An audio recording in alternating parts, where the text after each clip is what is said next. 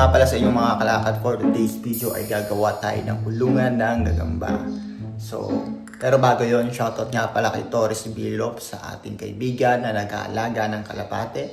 So, shoutout sa iyo. So, ayun mga kalakad, umpisa na natin ang paggawa ng kulungan ng gamba. So, dito na yung materyales. Ayan. So, ayun, pitak nga pala yung tawag doon.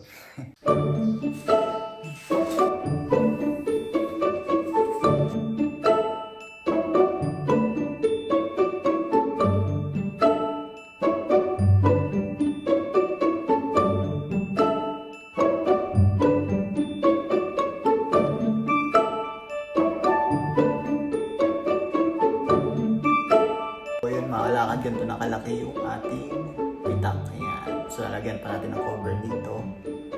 Tapos dito. Ayan.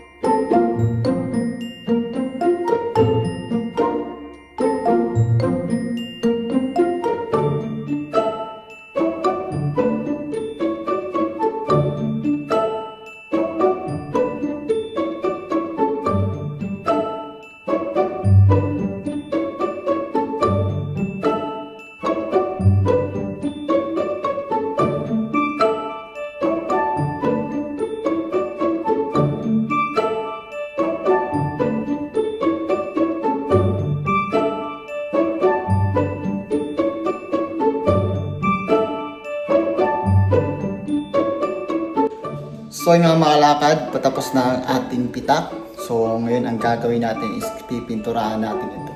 So mamimili tayo ng kulay ngayon mga kalakad. So ayun, ito yung mga kulay.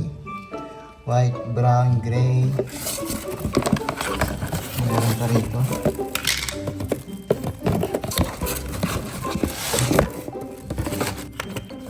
Nasa paubos na yung gray. So ayun, sige gray na lang.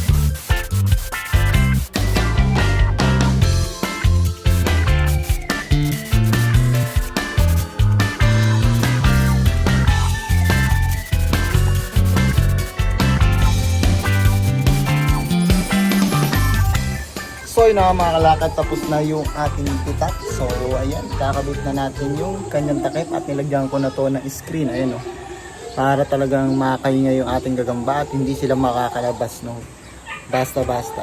So ayan, kabit na natin mga kalakad. Ayan. So yun mga kalakad, kakabit na natin yung kanyang takip. Ito yung ating pitak, yung takip ng ating pitak no. So ayan, the moment of truth. So ayan mga kalakad.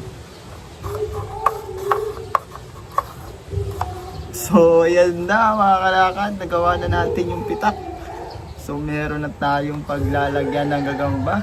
So ito na yung kinalabasan ng ating pitak. Ayan. So ayan mga kalakad. Ayan.